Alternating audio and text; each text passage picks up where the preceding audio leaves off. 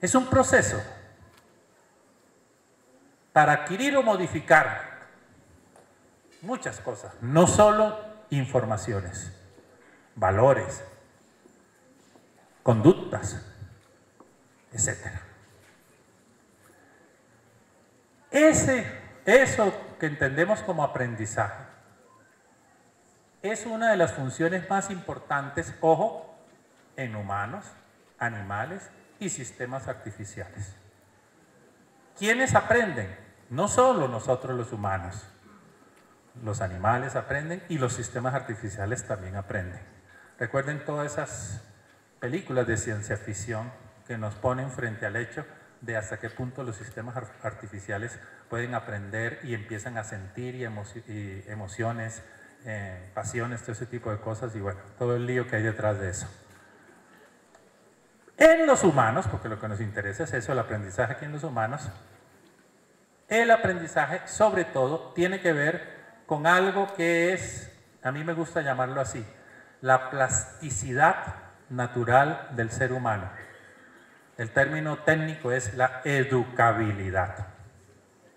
Los seres humanos tenemos una plasticidad natural. Somos moldeables. Desde que nacemos hasta que morimos. Solo que en la medida en que vamos acercándonos al morir, nos vamos volviendo menos elásticos y moldeables. Nos vamos endureciendo, como que el caucho se va anquilosando y ya no es tan fácil ser plástico y moldeable. Si ustedes tienen la oportunidad, como la he tenido yo últimamente, por ejemplo, de tener que contratar gente o algo así, tal vez han vivido esa experiencia que la he vivido yo. Ya está muy mayor, eso ya no, va a ser muy difícil moldearla en lo que queremos. No, mejor busquemos a alguien más joven, ¿sí? Hay un poco esa tendencia a pensar que en la medida en que vamos envejeciendo, nos vamos volviendo menos moldeables.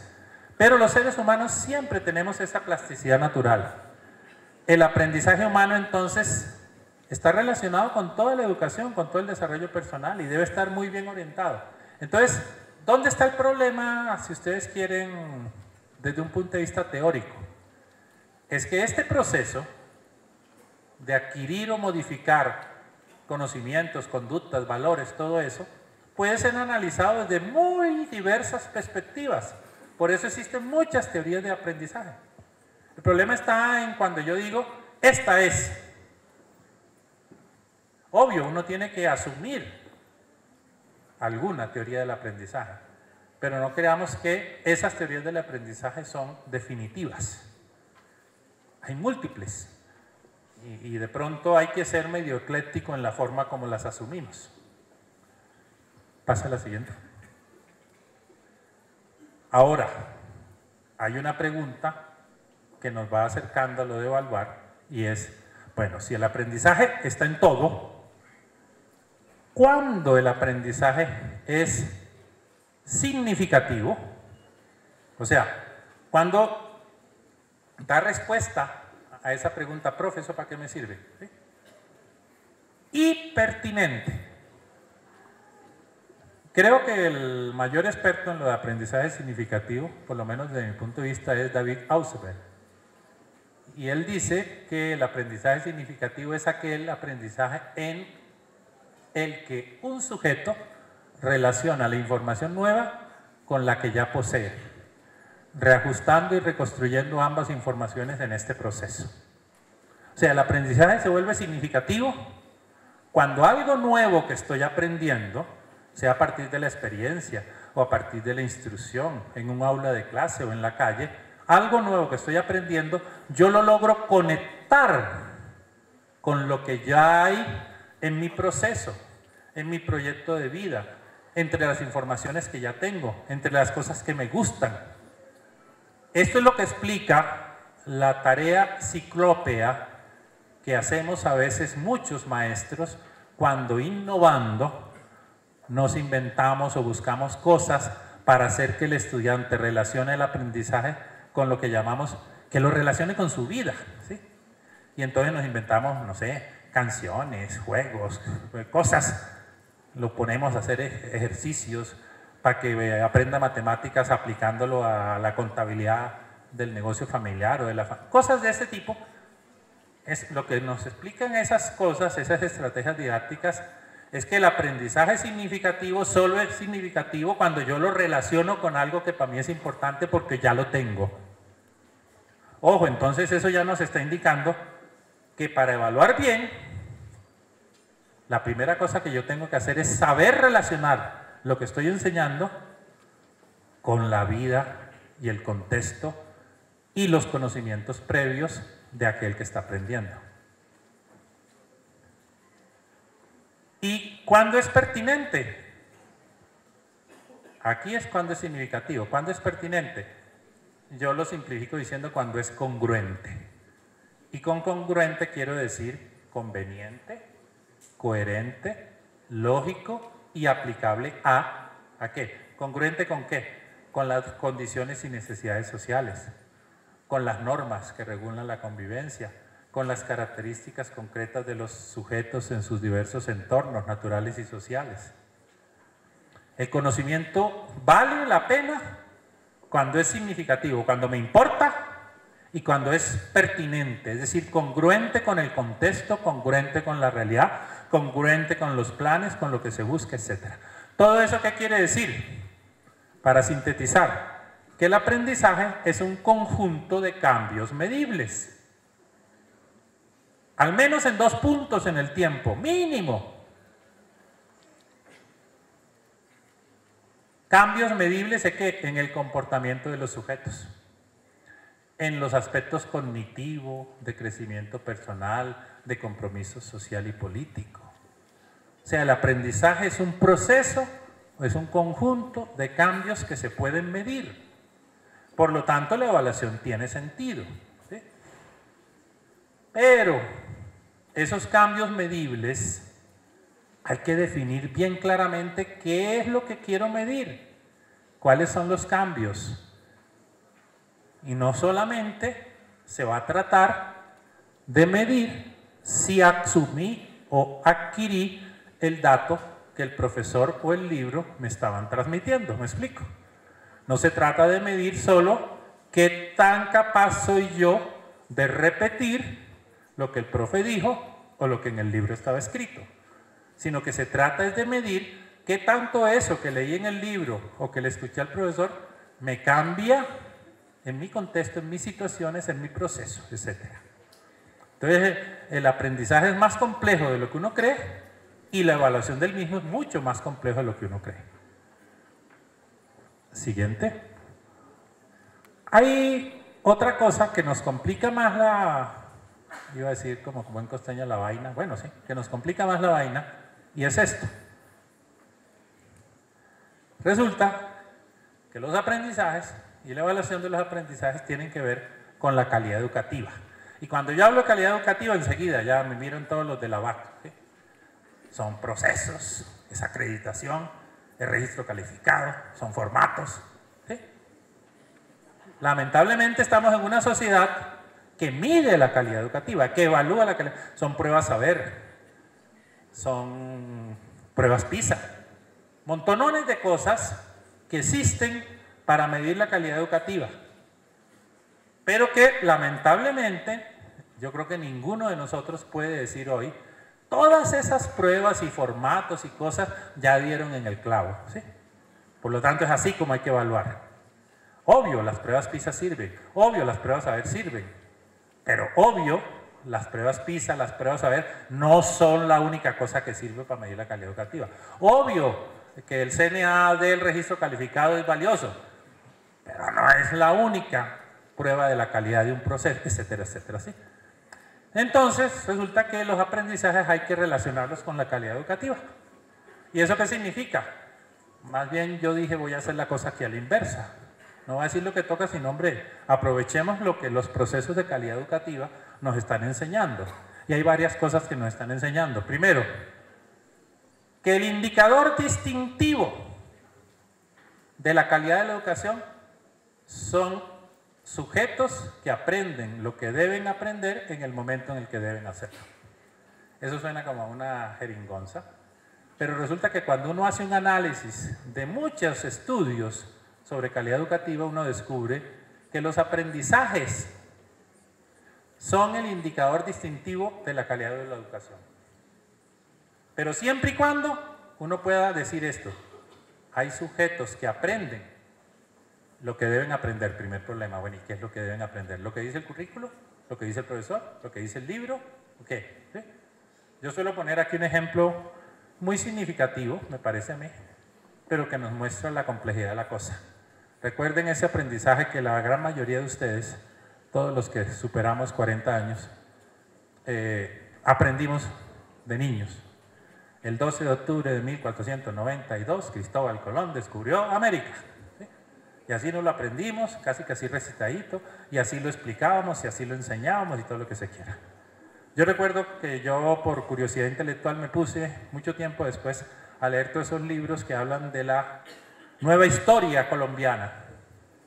Toda esa corriente que surgió por allá en los años 70-80, sobre una nueva manera de entender la historia y la enseñanza de la historia. Y entre esos libros, un libro de historia, descubrí que decía, el 12 de octubre de 1492, Cristóbal Colón invadió América. Dije yo, miércoles, ¿al fin qué? ¿Descubrió o invadió? Y yo lo miraba desde mi perspectiva, profesor. Si yo tuviera que enseñar, ¿qué enseño? Llegué a una conclusión, dije, pues yo enseñaría, diría, hay algunos que dicen que Cristóbal Colón descubrió América, hay otros que dicen que la invadió, puede que haya otros que digan más cosas, usted verá cuál de las dos cosas cree, o si no, inventes una teoría propia. Listo. Así enseñaría yo eso. Pero yo creo que hoy no es posible ni factible seguir enseñando una de las dos, porque sería ideologizar un proceso, ¿cierto? Y detrás de un ideologizar hay un montón de consecuencias. Entonces, si yo quiero realmente generar un pensamiento crítico, pues yo debo enseñar todas las posibles vertientes y dejarle al estudiante la tarea de optar. Y eso en cualquier cosa. Y en ese sentido, son muy poquiticas las cositas, o los datos, o las informaciones, que quedan como verdades imparagitables, donde no hay discusión, ¿cierto? Así se dice, así está en el libro, así lo digo yo, profesor, y así tiene que repetirlo usted, porque eso sí es verdad y a puño. Son muy poquitas las que quedan así, ¿cierto? Son sobre todo por el lado de las ciencias básicas, ¿sí o no, Sarita? Por ahí para de contar.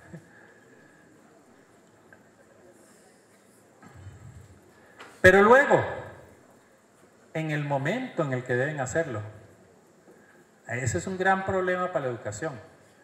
Sujetos que aprenden lo que tienen que aprender en el momento en el que deben hacerlo, no en el momento que les dice un plan de estudios. Por eso los planes de estudio deberían ser lo más abiertos y flexibles posibles. Todavía no todo el mundo está de acuerdo en que siempre se necesita, no voy a decir ninguna palabra, simplemente asignatura X, prerequisito de la que sigue asignatura Y. No todo el mundo está de acuerdo en que eso ya no tiene sentido. Hay algunos que piensan que sí, que el 1 es antes del 2. Y ustedes me lo podrían decir, pero ¿cómo voy a enseñar, cómo va a aprender inglés 2 antes de haber visto inglés 1? ¿Usted qué sabe? Puede que haya alguien que lo logre hacer. ¿Por qué no? ¿Por qué cerrar esa posibilidad? ¿Me explico? Ahí estoy exagerando, ¿sí? Pero eso es un poco la idea. O sea, el plan de estudios hecho realmente por el sujeto de la educación. Y la institución que le ofrece las distintas posibilidades para que él haga su, ¿cómo es que lo llamamos nosotros aquí? Se me fue la palabra, su ruta de aprendizaje, la más adecuada para él. El día que tengamos una universidad así, podemos decir hemos logrado sueños. Por ahora sé que es imposible desde montones de puntos de vista, pero podremos acercarnos. Otra cosa que nos enseñan todas estas estudios sobre calidad educativa, que el desarrollo y el crecimiento económico depende más de los aprendizajes alcanzados que del número de años que permanezca alguien en el sistema escolar. Y podríamos añadir, y del número de títulos que obtenga. O sea, el desarrollo realmente está ligado a los aprendizajes significativos de los sujetos. O sea, digan o no, si no es cuestionante que haya empresas que le digan, oye, a mí no me interesa mucho el conocimiento específico de ustedes que enseñan ingeniería. Lo que yo quiero es que el tipo sea capaz de esto, aquello, no sé qué. que haya leído el libro de Tejedores de Comunicación, que sea capaz de leer y de escribir bien, que conozca un segundo idioma, que sepa solucionar problemas, que tenga una postura ética clara, etcétera, etcétera. Eso de las cosas específicas de la ingeniería se las enseñamos nosotros, que somos los expertos en eso aquí en la empresa. Que haya empresas que digan eso, tiene que hacerlo pensar a uno. Si estamos gastando el 80, el 90 y a veces más del tiempo de estudio de un estudiante, enseñándole una cantidad de informaciones y de conocimientos específicos sobre una profesión que el día del grado ya están probablemente la mayoría desactualizados. Entonces uno tiene que cuestionarse realmente qué es lo que hay que enseñar, qué es lo que el estudiante debe aprender y qué es lo que hay que realmente evaluar. Otra enseñanza, otra verdad de apuño, que la innovación es menor si no se logran sujetos con capacidad de generar y aplicar conocimientos. O sea, si lo único que tenemos son sujetos con capacidad de repetir lo que aprendieron, no va a haber innovación nunca en esa sociedad. Lo que necesitamos son sujetos que sean capaces de generar y aplicar conocimientos, de hacer algo nuevo con lo que aprendieron. Pero si a mí lo que me importa es que el estudiante me diga qué dijo fulanito de tal sobre tal cosa, que me lo repita, lo que yo debería decir, oiga, ¿usted qué va a hacer con esa información de fulanito de tal? ¿Qué va a construir usted de nuevo con eso? No importa mucho que usted me repita la fórmula y me sepa aplicar la fórmula y resolver el problema. Más importante es eso, ¿para qué lo va a utilizar usted? ¿En qué cosa? ¿Qué va a generar usted de nuevo conocimiento con eso? ¿Qué premio Nobel se va a ganar haciendo usted algo, una innovación completamente diferente? Y obviamente, aunque muchos factores inciden en la calidad, pues aquí hay uno que es crucial: la capacidad de los docentes para enseñar innovando. Ese es el factor más crítico de todos. Está comprobado en todos esos estudios que cuando no hay profesores que tengan capacidad de enseñar innovando, ahí no va a haber sujetos innovadores, simplemente sujetos repetidores de lo que ya está en todas partes, en Wikipedia y en Google y en todos lados. Entonces, con todos estos cuestionamientos, me voy a centrar ahora sí en la esencia de lo que les quería transmitir, que yo lo llamo los pilares del aprendizaje significativo y pertinente. Creo que son 6, si no me falla la memoria. No voy a profundizar muchos en ellos porque los quiero dejar simplemente como cuestionamientos hacia futuro. Para que haya un aprendizaje significativo y pertinente, lo primero que se necesita es definir cuáles son los aprendizajes esperados y cuáles son los instrumentos para evaluarlos. Y después de eso sí, diseñar y ejecutar las actividades de enseñanza-aprendizaje. Aquí es donde está el problema central, número 1, de la educación en nuestro país. Que nosotros creemos que tenemos claro cuáles son los aprendizajes esperados y cómo los vamos a evaluar. O sea que ya existe llámenlo ustedes, un PEI, un proyecto curricular, un plan de nación, un plan educativo general, no sé. Que ya sabemos qué es lo que esperamos de la gente nuestra. Y eso no está tan claro que digamos. O sea, preguntémonos una cosa, así simplemente. ¿Es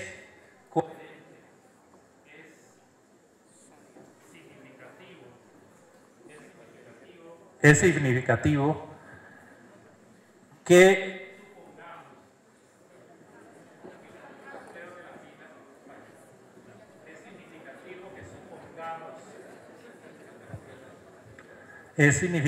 que supongamos que todos los profesionales de una determinada profesión en un país como el nuestro tienen que aprender exactamente lo mismo y tener el mismo currículo y obtener el mismo título y saber las mismas cosas? ¿Realmente eso será necesario?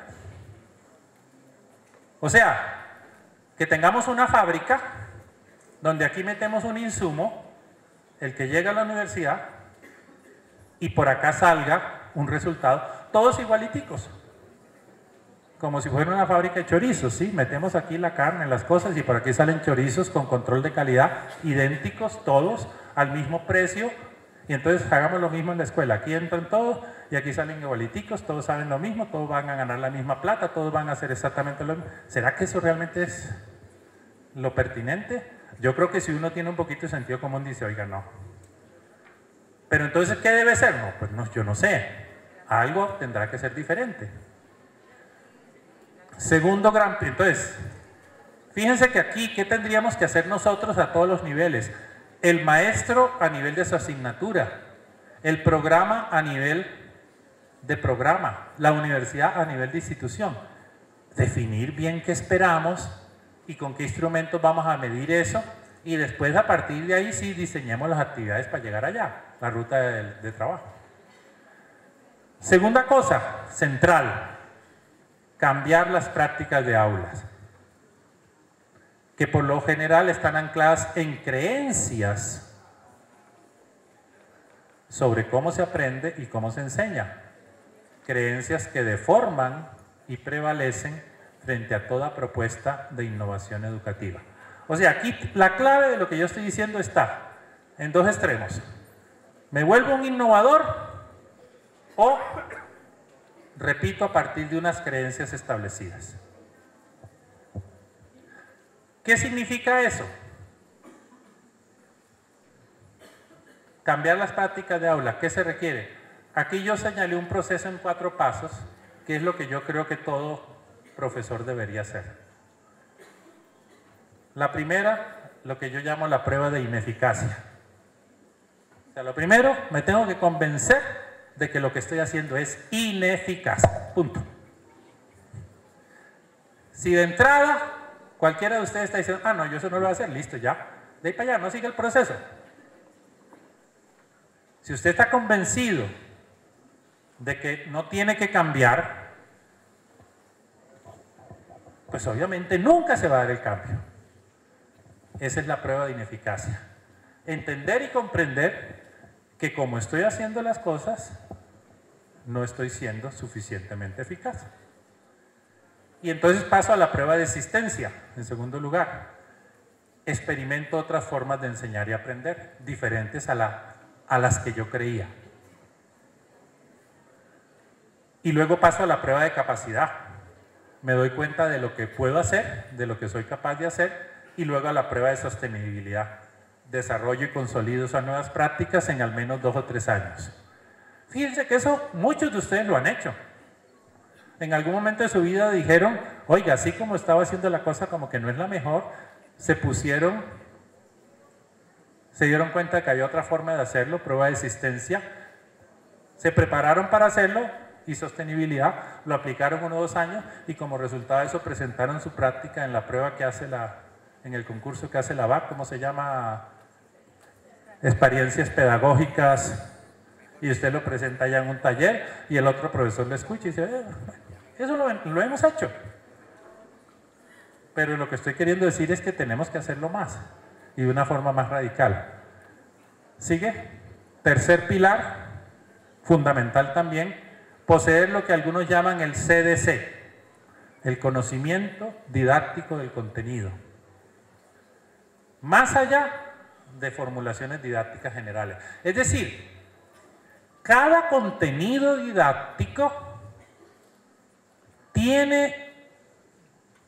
implica un conocimiento didáctico específico. O sea, no basta con que usted diga, es que yo enseño geografía y yo ya estudié didáctica de la geografía y yo estoy aplicando la didáctica de la geografía. Sí, pero esas son formulaciones didácticas generales. Usted enseñando geografía tiene unas distintas unidades allá al interior de lo que enseña y cada unidad esa tiene un conocimiento didáctico específico. Es decir, hay que comprender los contenidos a enseñar. Hay que ser competente para aplicar estrategias efectivas para enseñar esos contenidos específicos. Aquí en esto primero, yo le he dicho muchas veces, lo repito aquí, un buen profesor es el que sabe que de todo lo que él conoce sobre una disciplina específica es lo que tiene que transmitirle a los estudiantes. Porque no todo lo que usted sabe, si usted es profesor de estadística, no toda la experticia suya en estadística hay que transferirla en un curso de un semestre de estadística para unos estudiantes que no van a ser expertos en estadística como usted, porque no es eso lo que quieren ni lo que les toca. Entonces usted como buen profesor tiene que definir de todo lo que de todo mi saber sobre estadística, esta 3, 4, 5 cosas es en las que voy a insistir en este curso. De tal manera que ese estudiante sea un, entre comillas, experto en estadística aplicado a su contexto, a su situación y a su necesidad. Si usted no lo hace así, les va a pasar lo que me pasó a mí muchas veces y que creo que nos pasa casi todo. Empezamos y como nos parece que todo lo que sea hay que enseñarlo un semestre no alcanza, y cuando estoy ya faltando un mes me doy cuenta de que no voy ni en la mitad del programa y empiezo a correr, a meter todo a la carrera porque tengo que cumplir todo. Para evitarse eso, desde el comienzo defina, mira, y lo puedo decir así, estas 4 pendejadas es lo que voy a enseñar. El resto es experticia mía y eso es un especialista en estadística. Ellos no tienen que saberlo. Pero define usted las pendejadas que se requieren y al momento que las define ya dejan de ser pendejadas, se vuelven importantísimas, ¿o no? Ser competente para aplicar eso en estrategias efectivas, conocer desde una óptica curricular cuáles son los aprendizajes que se requieren, por qué, cómo se encadenan con otras disciplinas, cómo lo que yo estoy enseñando tiene que ver con montones de otras cosas, conocer las dificultades de los sujetos para aprender y tener los materiales educativos apropiados. Fíjense, todo eso implica un programa de montones de cosas, pero yo no los quiero cansar porque yo quiero que se supone que me dijeron que hasta las 4:30, pero yo aspiro a salir antes. ¿Sí? Entonces ténganme un poquito de paciencia, faltan 10 a las 4, yo aspiro a que de pronto a las 4 terminamos.